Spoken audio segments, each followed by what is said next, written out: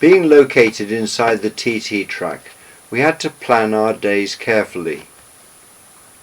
One day, as we waited for the road to reopen, we spent 3 hours collecting 12 pounds of blackberries from a nearby hedgerow. Jan, at last, was offered a teaching job at the Tremode House Young Offenders Institution. Now that we lived in Douglas and I could walk to college each day, we decided to sell the Avenger. We were aware that we never saw our neighbours on 2nd Avenue, so I went down to the town hall and looked up their names on the electoral register and sent them each a Christmas card. We received a number of invitations and much ice was broken. 7 members of the Business Studies staff, Carol Tinkler, Mary Rolfe, Brian Hollingrake, Eric Mungie, David Williams, Mike Casey and I spent a week at Preston Polytechnic learning about computers and the software which we might use in the future. It was a good week and proved to be a good team-building exercise.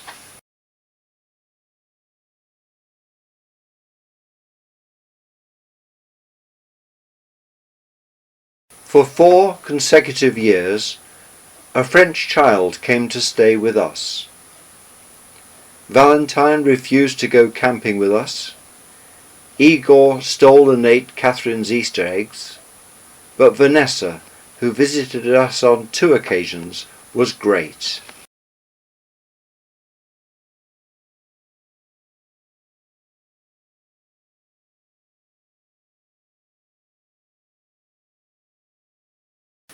The Director of Education sent me over to Liverpool on a Manx Airlines Otter to visit a computer exhibition and to return with recommendations of the best equipment for a new computer room.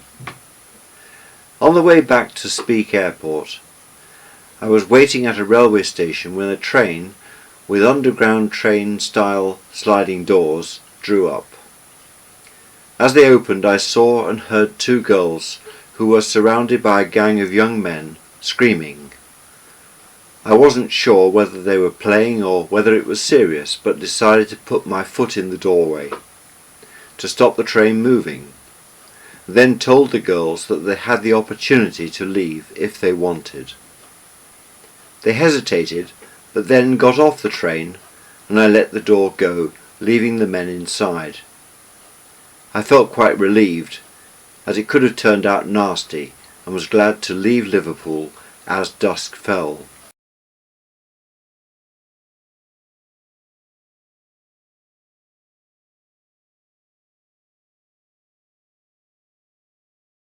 A friend named Muriel Bard knew of a border collie that was looking for a new home and thought of us. And so it was the Crufts Standard Inca came to live with us.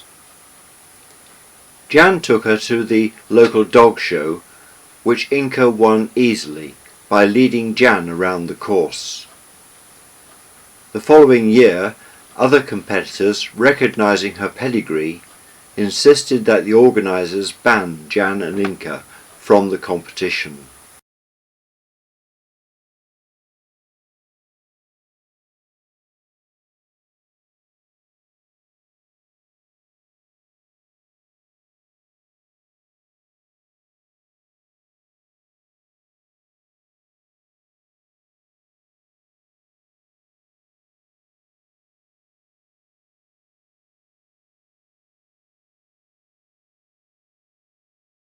Kathleen, Anthony and Caroline visited us for the New Year, and we did the usual conga in and out of the house at midnight.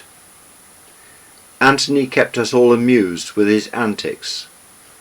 As Tony, he introduced to us his twin, Toby.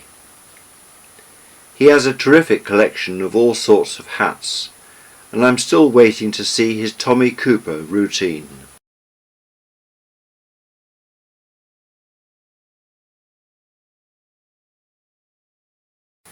Caroline told me that the previous summer she had become a born-again Christian, and she related a story which stayed with me. On a bus she noticed a punk rocker sitting in front of her, and she felt a growing urge to tell him that Jesus loved him. Anyway, the bus arrived at her stop, and she thought that she had lost her chance, but he got off too. So she plucked up courage and stopped him in the street, took a deep breath, and said to him, "Do you know that Jesus loves you?" She waited for his response with trepidation, but there was no need, for he replied, "It's funny you should ask me that. I was just thinking about him." After they'd gone, I visited SPCK and made several purchases, including a book called Is Anyone There? By David Watson. That book led me to seriously consider committing my life to God.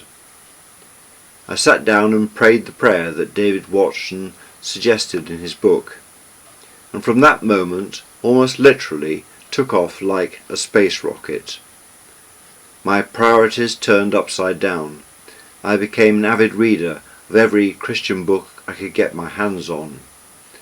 I had a lot of catching up to do, and I also became a painful fanatic as far as Jan was concerned.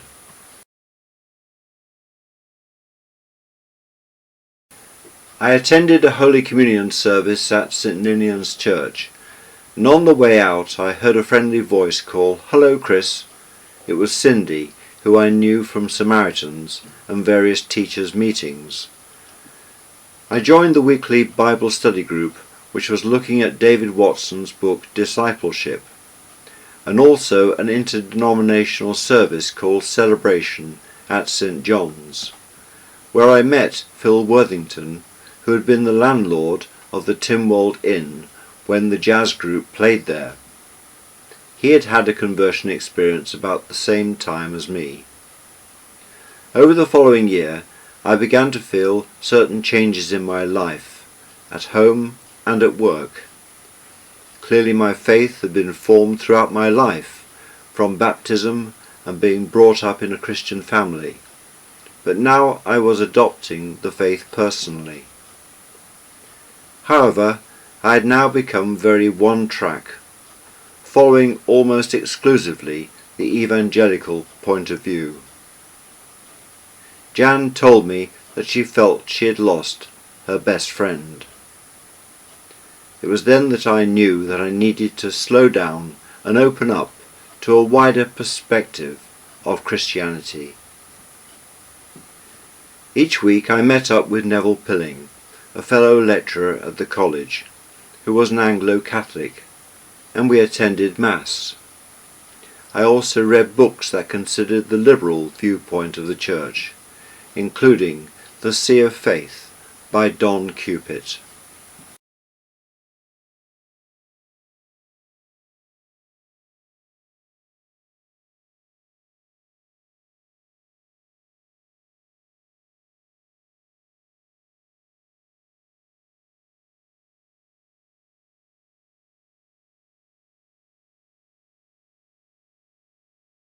In August we crossed the Irish Sea and met Elizabeth, John, Daniel and Rosemary at Worsley, taking charge of the Lady Eleanor from Egerton narrowboats at £526 for the week.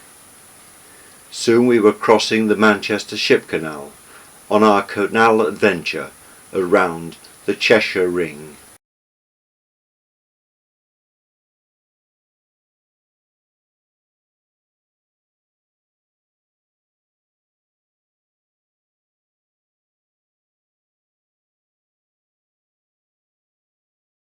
At Kidsgrove we went through the Harecastle Tunnel and back for the fun of it. Having enjoyed the Sutton Aqueduct and the Peak Forest Canal, it was night time when we arrived at Duckinfield, and having seen a number of dubious characters around, decided to moor up in a fenced-off area on the opposite side to the towpath. There we saw some narrowboats belonging to a local hire firm that had gone out of business, being offered for £5,000 each.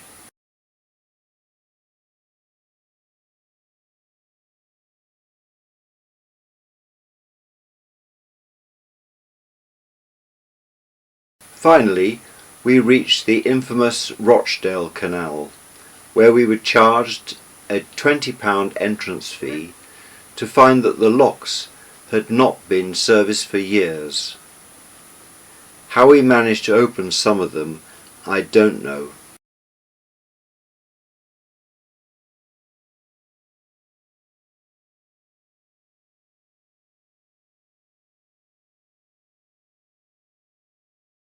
Before boarding our boat for the Isle of Man, we attended Cousin Paul and Angela Bowker's wedding.